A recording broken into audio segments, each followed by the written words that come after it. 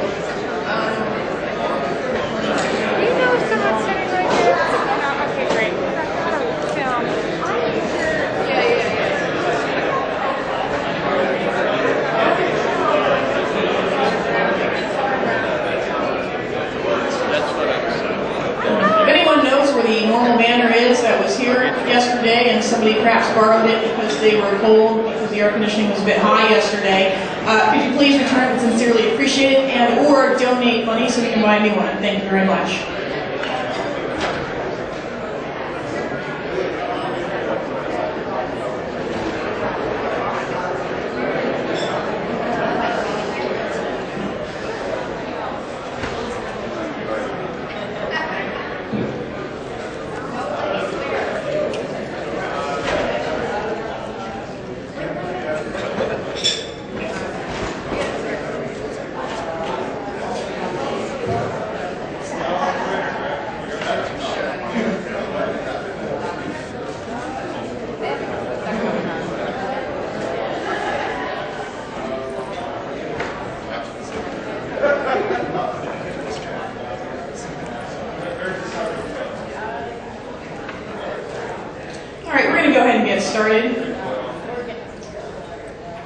Now the panel, the Nor'easter Storm, has the Epicenter of Cannabis Law Reform Moved East. The moderator for this panel will be Erik Altieri, Communications Director of NORML. Morgan Fox, Communications Director of Marijuana Policy Project. Julie Netherland, a Ph.D., New York Deputy Director of the Drug Policy Alliance. Eric Williams, Executive Director of CANNACig NORML. And my colleague, fellow board member, and awesome friend Ken Wolski, RN from New Jersey NORML, the Coalition for Medical Marijuana New Jersey, and Green Party candidate in New Jersey.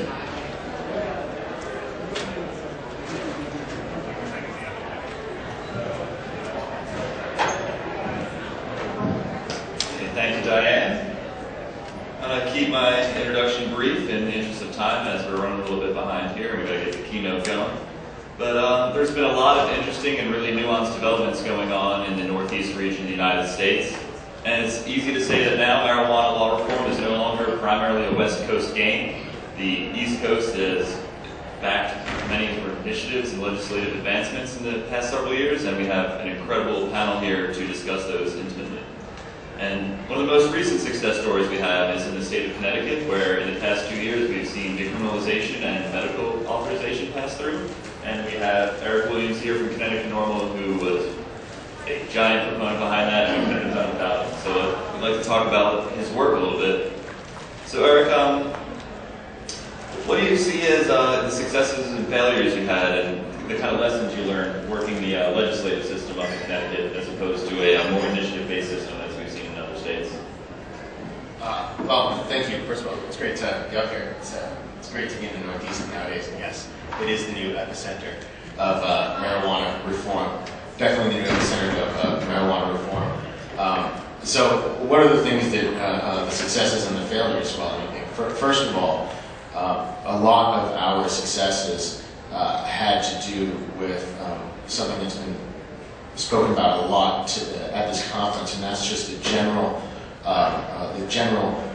feel of the public that marijuana reform was necessary to get on drugs was a failure, and that was the big success of what needed to happen first, and it was the efforts of NORML and a lot of other groups that just took hold of the opportunity and ran with it. And from there, we get into the details of how we're going to take the public efforts, as Ethan Netherland had said before, that were already there, and harness them. We didn't have the opportunity to do a referendum. It's all legislative. Had to go through and have the support of the governor or more 2/3 of the legislature majorities. That simply was not going to happen with any kind of marijuana reform.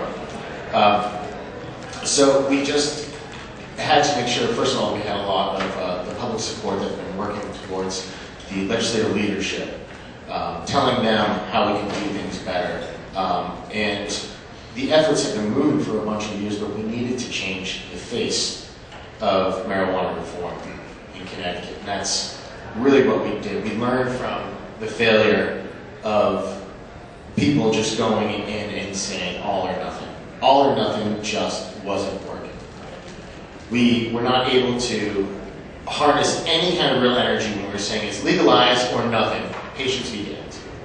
It was fighting the persons who said an ounce on you at any given time is not enough. You had to fight that, you had to go and you need to speak rationally. And what we did was we learned that just yelling and screaming wasn't working. We needed to talk to the legislators, we needed to talk to the media, and we needed to put patients in front of them. We needed to put actual college students who had lost their federal aid because they'd gotten busted with a joint in front of them. We had to make the real stories transparent to the legislature. We needed to make it transparent to the media, because the bottom line was the only place where there was a real conflict, where it was a real issue, was at the Capitol and with the media.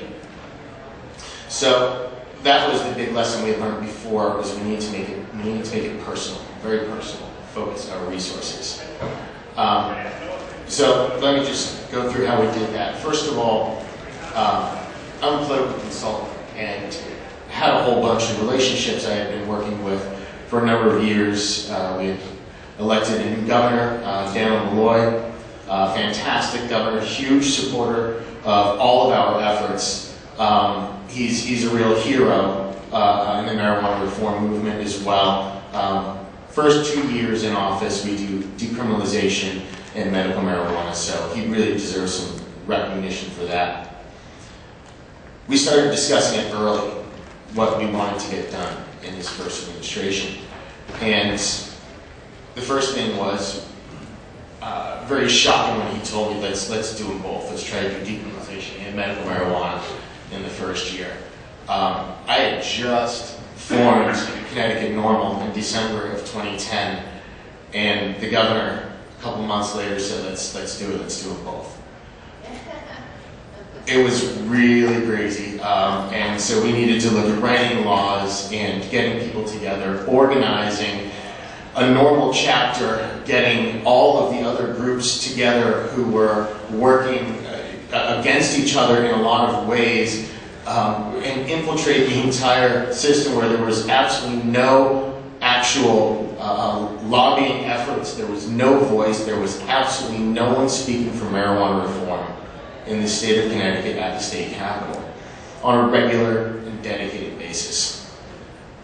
So we changed that really quickly, and I recognized right off the bat the thing that kept scaring me was the time, how quick this was going, how fast we needed to move.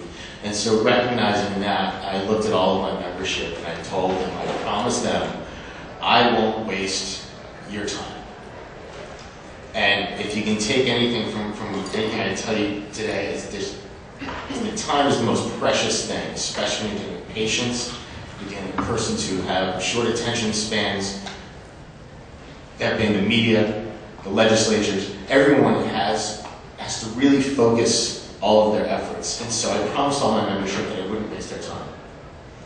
And having worked in the legislature for a number of years, and my firm doing some grassroots work in the legislature, I knew I needed to run this like a real campaign from the start and focus all of our resources on the very few people who we needed to vote a certain way on a certain day. This led to, I'll give you some really key numbers at the end, because the real culmination of our efforts was about 18 months after this began, and that was the last 2 weeks of legislative session when we were trying to get medical marijuana passed, and we lost 60,000 phone calls in 2 weeks to the legislature. And this isn't just to all 186 members. These were targeted. So we shut down the phone system. We shut down the BlackBerry system. It was focused. We made sure our voices were heard. We leveraged the thousands of persons we had into tens of thousands of phone calls. And no one was making any wasted calls. We didn't have anyone calling up and preaching to the choir. We didn't have anyone going and arguing with a legislator who was never going to be with us. We counted the votes. We found out how we could go after individual legislators. We knew what routes they took from their home to go to the Capitol and what media they were listening to. We knew who their town committee members were and who was supportive of our efforts. We called their town committee members. We really just hammered the individual members. So we made huge leaps forward in the first year, but when it got right down to it, it came down to decriminalization or medical. It was really bittersweet, but we lost medical in the first year, but did get decriminalization. And a lot of that was due to the part of making sure that we had changed again the argument. We actually went in with students and parents and said, this is what happened to us, this is how we lost our federal aid, this is how we can't go to college this semester. We actually went and told parental stories. We told the stories of how racist the laws were. And that's how we got it the first year. The second year, when we came through with medical, we never stopped at the end of the legislative session. We focused it a lot more. Throughout the entire summer, we just kept working with patients, doing media training with patients, letting them know this is how you speak to the press. When you get a phone call, this is exactly what you do. You, first of all, call me. But this is exactly how you handle it. We stayed on message. We never got off message.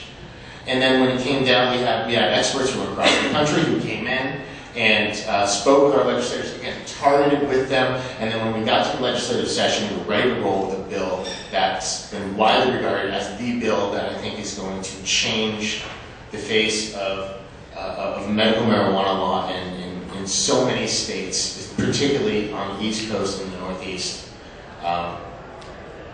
And in fact, it was just this Monday that medical marijuana, in fact, became legal for patients just this past Monday, so it was an absolute huge victory. But to answer your question, finally, in the end, or to sum up, change the face, put on the face that you need to, and target it. Find out exactly what your actual goals are. Stop screaming into the wind. There were too many people who were screaming into the wind and preaching at each other and not focusing your resources. And I think that one of the things I've gotten so far from so many people up here on the panel is that we just need to keep moving forward. The little victories matter. And sometimes little victories turn out to be really big victories, but just keep moving forward and take the little victories as they come. Thank you. Thank you. Now I'm bringing up Morgan Cox from NPT into this discussion because whereas Connecticut, we built up a base of support and we got through those reforms. New Hampshire, while the legislature has been supportive, we've ran into a roadblock, and that roadblock is Governor Lynch, who has been derailing most of the marijuana efforts up there for quite some time.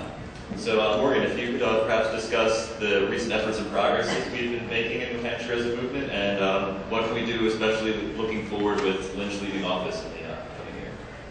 Well, one of the problems with working through the legislature as opposed to the referendum process is that it creates a problem where legislators are notoriously behind public opinion on this issue, so you have to work a lot harder to convince them. And I think despite recent disappointments, New Hampshire is an example of how through building relationships with lawmakers and through perseverance, you can overcome that. In 2009, the medical marijuana bill passed both the House and and Senate, and was vetoed by Governor Lynch, citing largely concerns of law enforcement. And this was a fairly restrictive bill.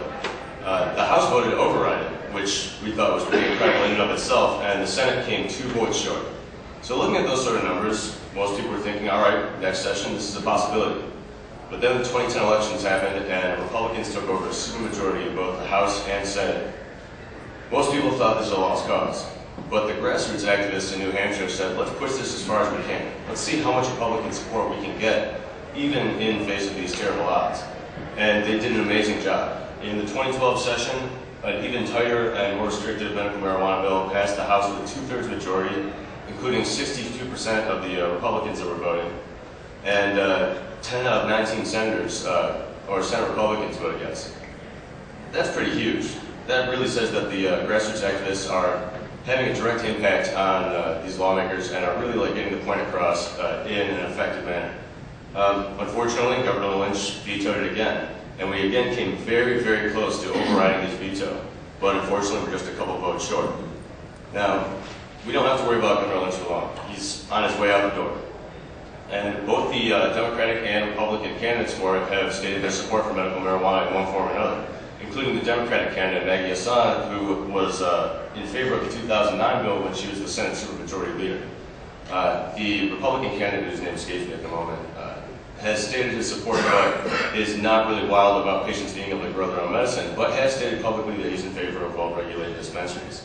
So, considering that we have such support in New Hampshire and that we're going to have a supportive governor, I think it's a very realistic chance that we're going to be able to pass a medical marijuana there in the next legislative session.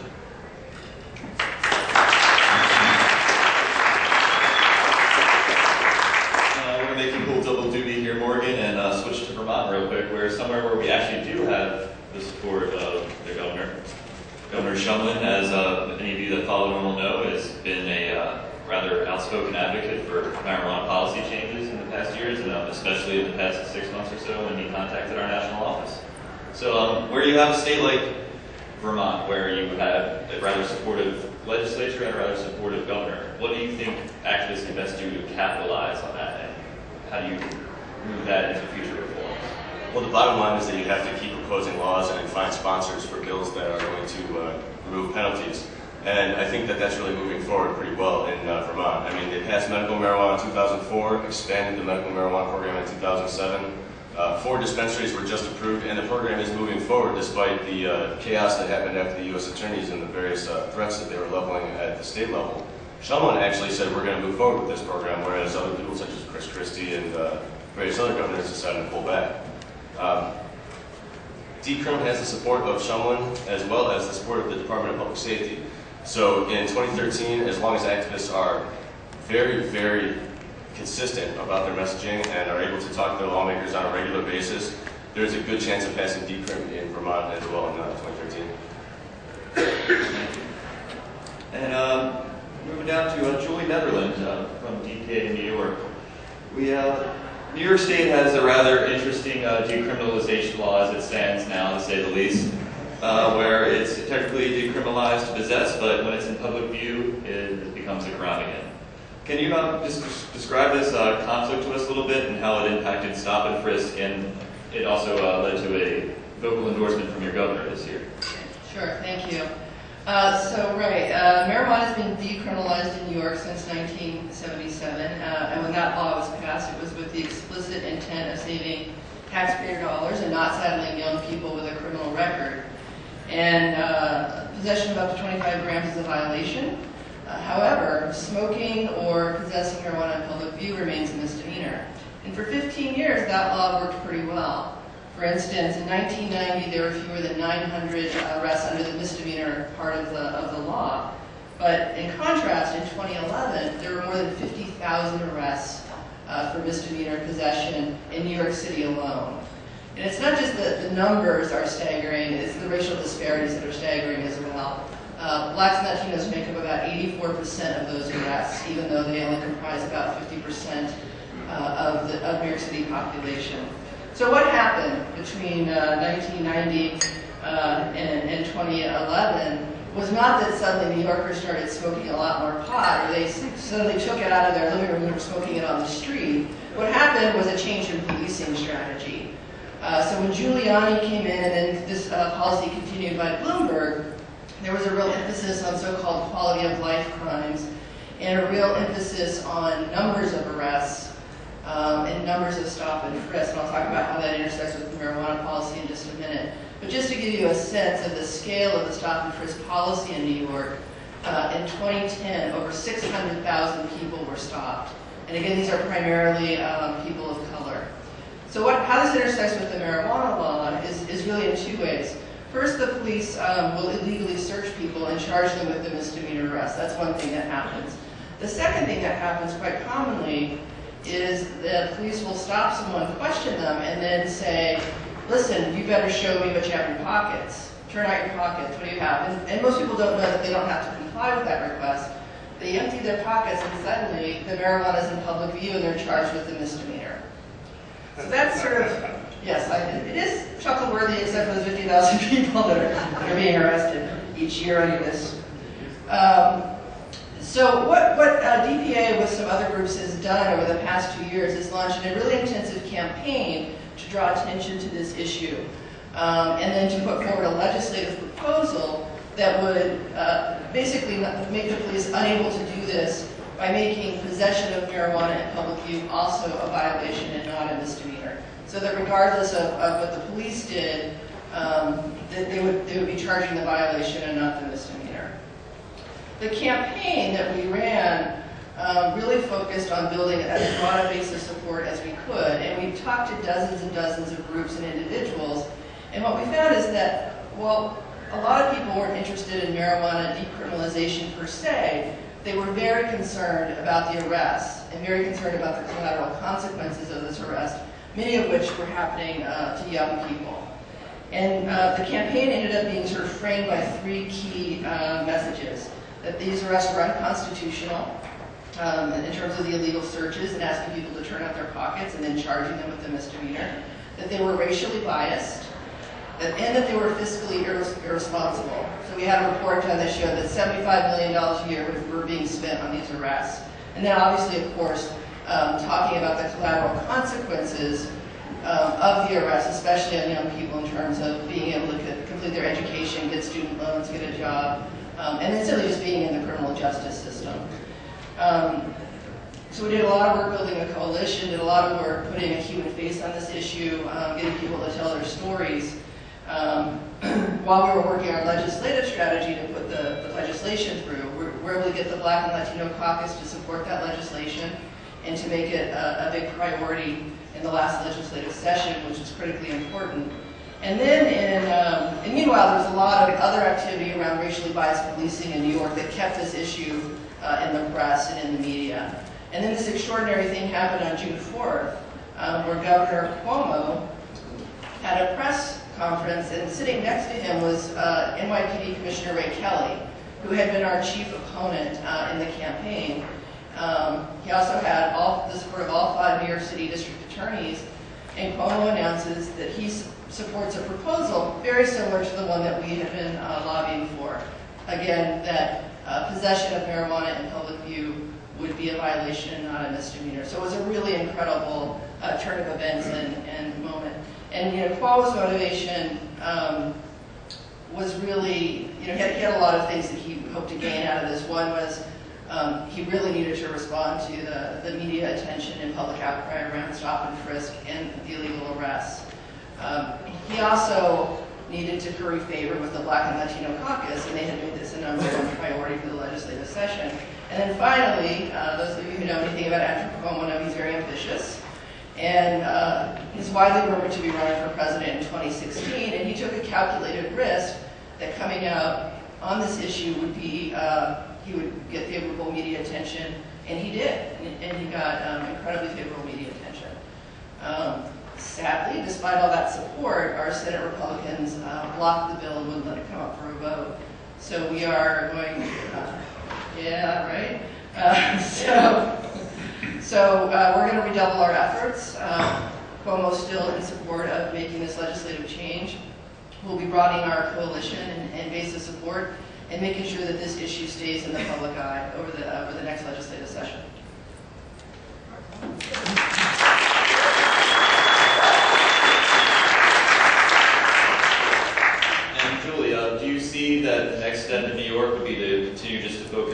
the model bill that he put forward in this year, or do you push it further? Where do you see utilizing Governor Cuomo's recent endorsement? Well, the first thing is to get this fixed in the decrim law, but one of the things that's not in Cuomo's proposal that was in our proposal was that burning marijuana in public view would also be a violation.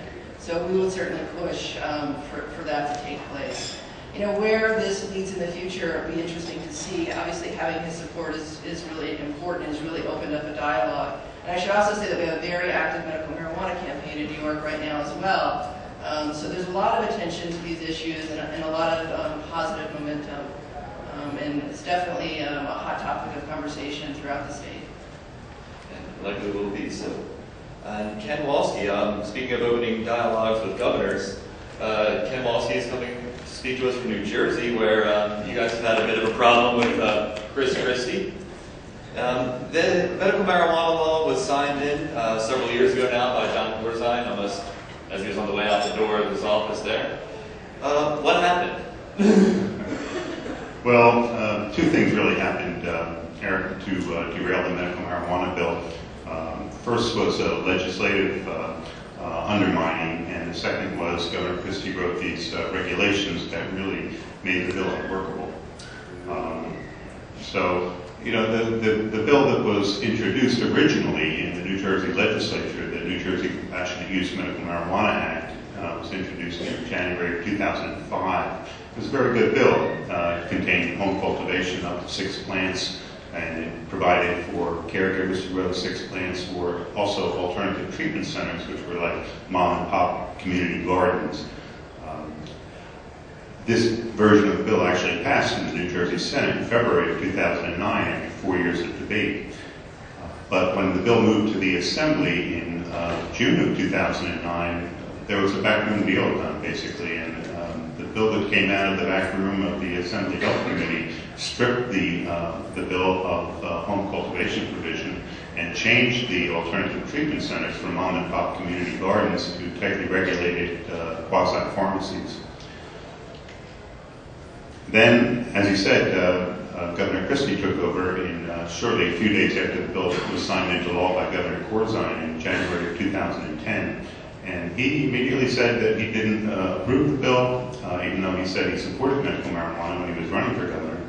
And he instituted a long series of delays and obstructions to the law. The regulations that he initially proposed in October of 2010 were so bad that the entire legislature rebelled. Both the Senate and the Assembly passed these resolutions that said these regulations are not consistent with the legislative intent. But the legislature didn't quite go far enough and invalidate those regulations. So Christie cut a deal with one of the bill sponsors, or at least he said he did, and it really wasn't much of a deal. The worst, some of the really bad provisions of the regulations remained. And even during the public hearings and public comment period, there was vigorous opposition to these regulations that we were very involved in. And although the state has to have public hearings, they don't have to listen during these public hearings. And they adopted the regulations without any changes at all. So some of the worst part of the regulations contains a physician registry that is so unpopular with physicians that after almost 2 years, only 1% of them, less than 1% of the doctors in New Jersey have signed up for it to take part in this program. The regulations cap the marijuana content, the THC content of the marijuana that's going to be grown at 10%, just arbitrarily and capriciously, and they cap the strains at 3 strains that these alternative treatment centers are going to be able to grow. And they micromanage these alternative treatment centers to such a degree that they really frighten the local communities into keeping them out. And they made no effort to reassure the local communities that these alternative treatment centers would be secure and professional and discreet. So these are really the reasons that we don't expect a meaningful implementation of medical marijuana during the Christie administration. Thank you. Looking back at the struggles you've had over the past 6 or so years now, I guess, since this battle started.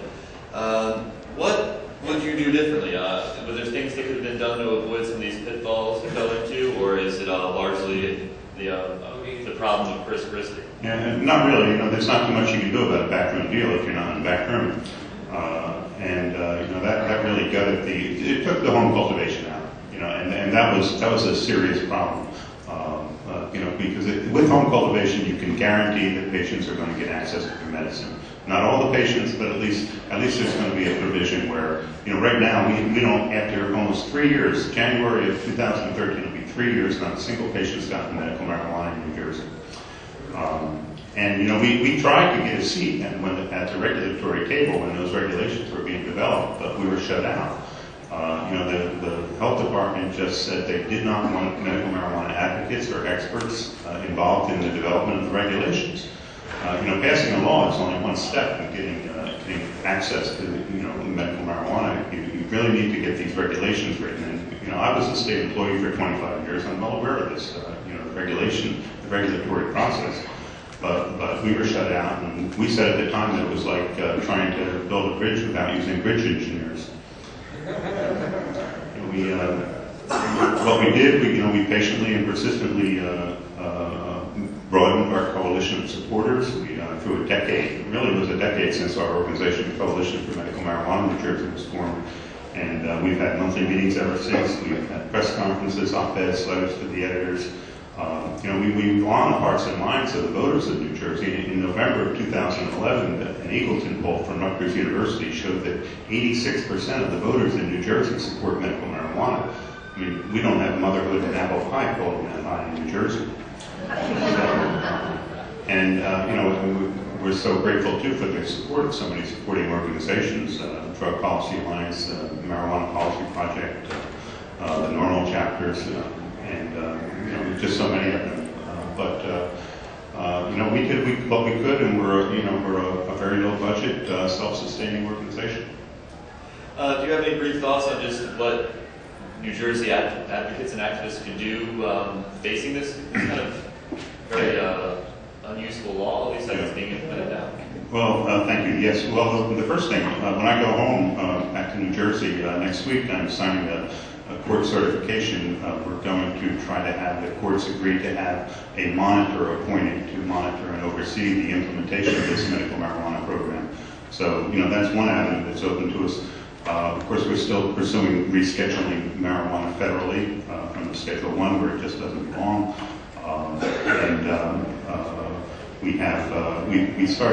I'm a registered nurse for 36 years, and we started a new national organization called the American Cannabis Nurses Association, which is an organization to educate professionals about the benefits of medical marijuana and to advocate for patients who use medical marijuana. And I'm the Green Party candidate for U.S. Senate in the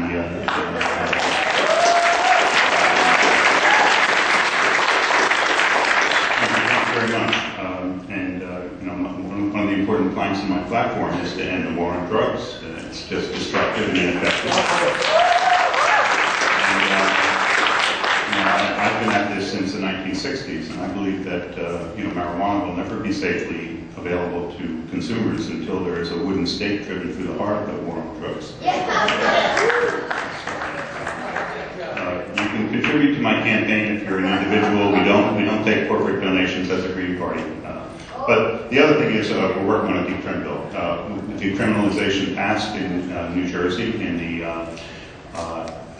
just in June of this year, June of 2012, and we expect to have hearings in the Senate in this autumn. So, you know, we're working at it. Governor Christie said he's going to veto the bill, but screw him, you know.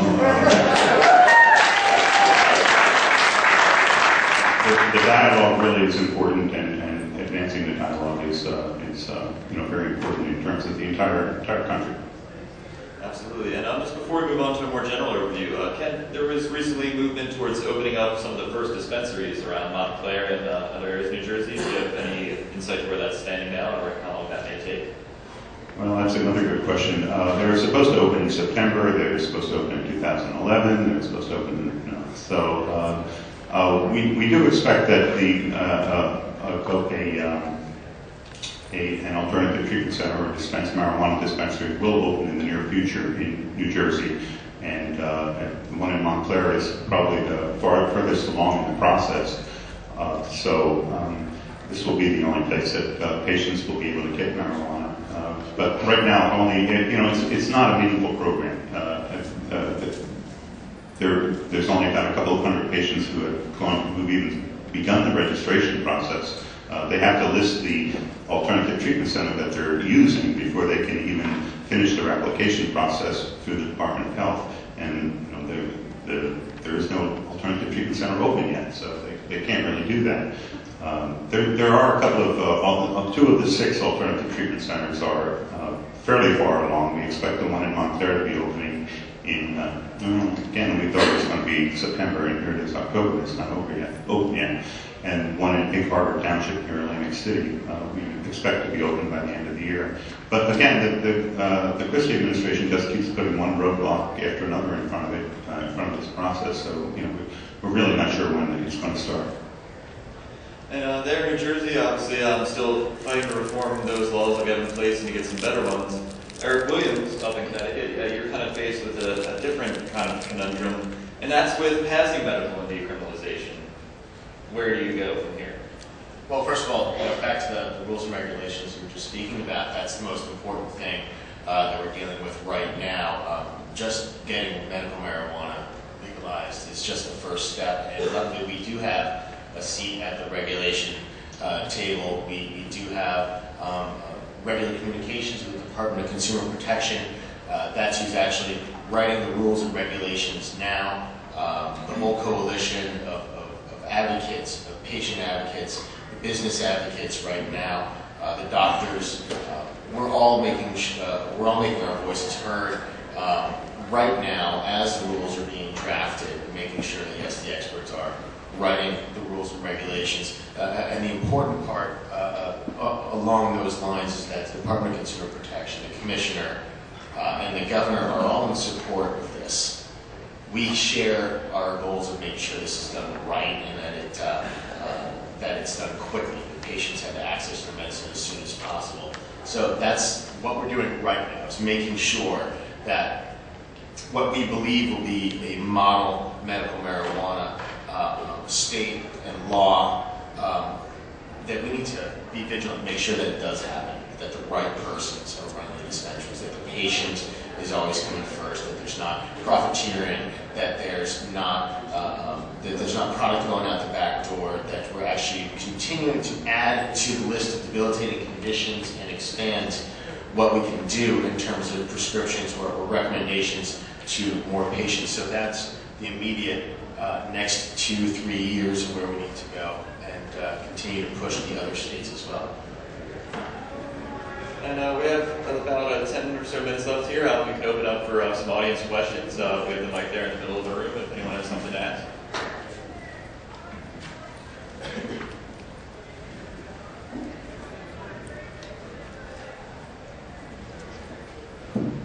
Good afternoon.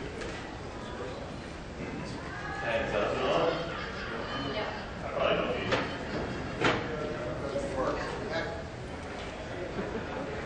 All right, good afternoon. My name is Patrick Nightingale, and I'm from the Executive Director of Pittsburgh NORML. This question is probably more relevant for Morgan and Erik, because Pennsylvania is a state that does not have voter initiatives. We do not have ballot initiatives.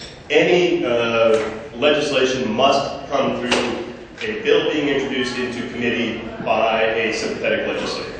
Right now in Pennsylvania, the Republicans are in control of the House, the Senate, and the governor's mansion. Our 2 medicinal bills that were introduced in 2011 are dead in committee. The Republican committee chairs will not bring them up for a vote. They will die at the end of 2012. My question is, considering a very hostile legislature, what do we do to keep these initiatives, or to keep cannabis reform relevant and on the tips of our legislators' tongues, for lack of a better term, in 2013, knowing that we have a very uphill battle to get any type of reform, even a hearing in committee, let alone voted in committee, let alone voted through the full legislature. So what type of advice do you have for us? I think and foremost, we just need to keep introducing bills. As long as it keeps coming up on dockets, they're going to have to keep addressing it, even if it doesn't get hearings in committee and gets stalled at every step of the way. I mean, the example of New Hampshire is a perfect illustration of how given enough time and enough lobbying efforts, even a hostile legislature can be brought over to our side, and even one that is majority Republican controlled. Thank you.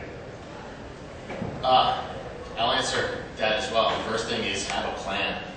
The very first thing I did when I started Connecticut NORML was sit down and figure out if I could come up with some sort of plan to have a win at the end of the day.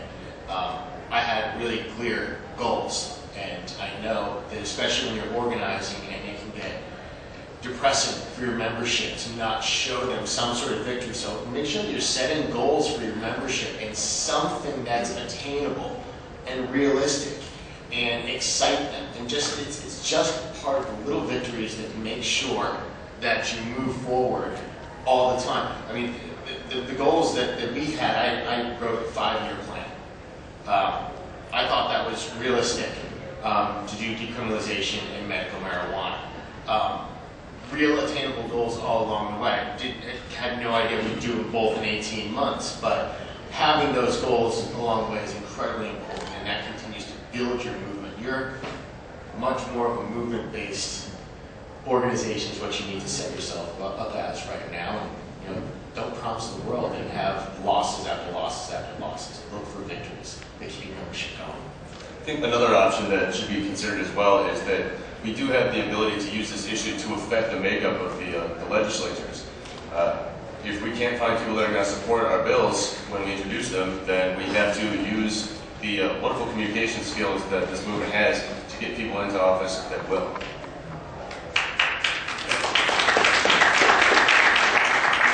And our next question? Concerning the relationship between ending cannabis prohibition and ending the drug war, are we not faced with a conundrum? The conundrum being this: while we obviously want to end cannabis prohibition, any association that the public at large would have of cannabis being associated with heroin, crack, methamphetamines and so forth, would that not work against our persuasive efforts in that they can make stronger in the public image and association between them that we've been fighting very, very hard to disabuse? Anyone want to jump in on that? I'll jump right in on that. I think that that's the messaging that we need to control. I mean, I am for the legalization of marijuana. I'm not for the legalization of all drugs. That's my personal opinion. And if I was for that, and that's where I want to put my efforts, frankly, NORML would not be the organization that I would be a part of. I think that that's the voice that we can have in here. I think that there's a real responsible use by adults and conversations that you can have responsibly with your children about marijuana. I don't think that with the rest of the other drugs in terms of legalizing all drugs. That being said, you can still be talking about ending the war on drugs. I don't think it's mutually exclusive. Legalizing all drugs and ending the war on drugs, I don't think are necessarily the same thing. It's the way that we treat our members of society and not necessarily looking at them as locking them up. Let's face it, there are persons who need an awful lot of help and they're not getting it in prison. That's part of ending the war on drugs. I would just add to that I think the way these issues come together is as suggested, that you focus on what are the consequences of our current policies in the war on drugs. And you know, as has been said, what we can all agree on is that the current system is failing, right? It's failing for marijuana prohibition, and it's failing for the other drugs as well. And so to focus on the consequences of the current approaches is a way to talk about both those issues together, I believe, and to broaden the base of support. And we have another question back there? Yeah, Jesse Silverman from New York, and there's something, these questions bring up, but something that seems like a minor detail To some people, we know people who've been using cannabis for 40 or 45 years now, and they're white and professional and upper middle class, and they've literally never been ticketed yet. And, you know, so what sounds like a small detail is whether decrim means only for the first time ever, or for someone that's going to get stopped 15 times from the time they're 15 to 22, if they're still non-white and they're still living in, you know, in these neighborhoods, and then for the second time, the 8th time they get stopped, it's the second time they have something, decrim that only counts for the first offense is not really decrim for these people, because they're getting stopped many times over their lifetime. And all. So I just wanted to mention that. It's kind of a big point in New York, at least. There's people who are definitely going to get stopped and stopped again, and the fact that you had absolutely nothing on you and no weapons and no marijuana for the last 6 times they stopped you, well, you're still screwed that next time. So decrim means, to me, you know, any time. Yeah, no, I think that's a really excellent point. And, you know, the other thing that's important to note is that even for people that get violations and a fine, that can be a significant impediment to moving forward, because if you miss your court date, you know, there's lots of problems that can happen there. So I couldn't agree more that this is a step in the right direction, but you know, we've got to sort of go further. And you're absolutely also right that people living in communities of color that are heavily policed in New York City face a whole sort of different set of circumstances and priorities than people living in communities that are predominantly white. So I think it's an excellent point. Thank you.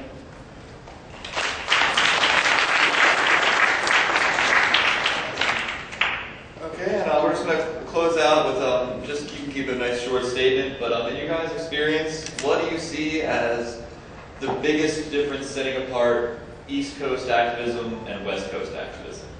Because they definitely are completely different beasts.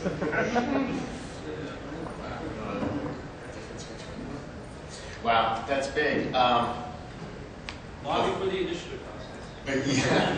Well, you know, the initiative process. You know, that's the single biggest issue. I think that there's, you know, every state. I'm a political consultant. I've worked in a bunch of states throughout the country, and you know, one of the things that I've found is, you know, everywhere I go, there's always someone who says, "You don't know my town," or "You don't know my state," and it's the same thing everywhere. And it's, yeah, okay. There's certainly local efforts that you need to make, but people are people everywhere, and there's always the core emotions that you need to get to.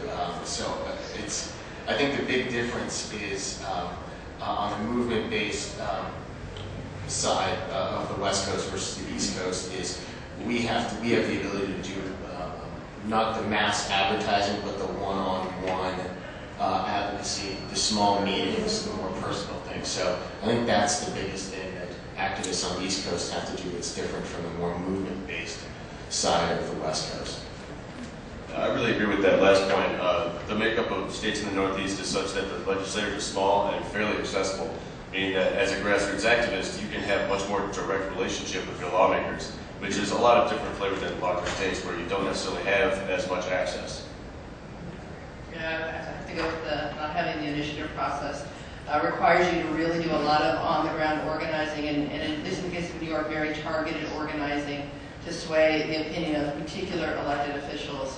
That's required us to really think differently about the kinds of coalitions we form, how we frame our issues, and who we sort of bring into the fight with us. We hear again and again in New Jersey that we don't want New Jersey to turn into a Colorado or a California with their medical marijuana programs. And I think that's very unfortunate because Colorado and California have working programs, whereas we don't.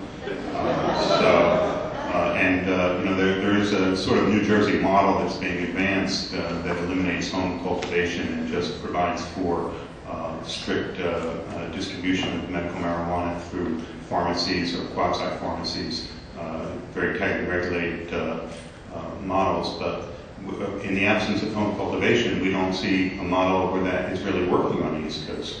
So, certainly not in New Jersey, and so we'd like to use New Jersey as a cautionary tale, to keep home cultivation and to be more like the West Coast, quite frankly. Well, thank you very much. I believe that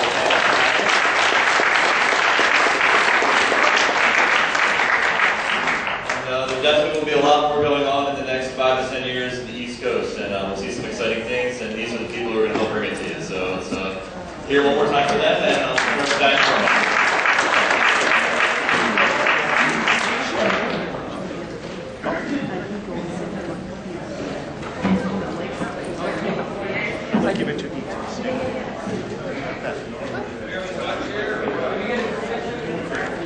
So in about 10 or 15 minutes, there is lunch out in the lobby. I also want to make a mention for those of you who are still here regarding the panel. If you're going to cite that people of color are the most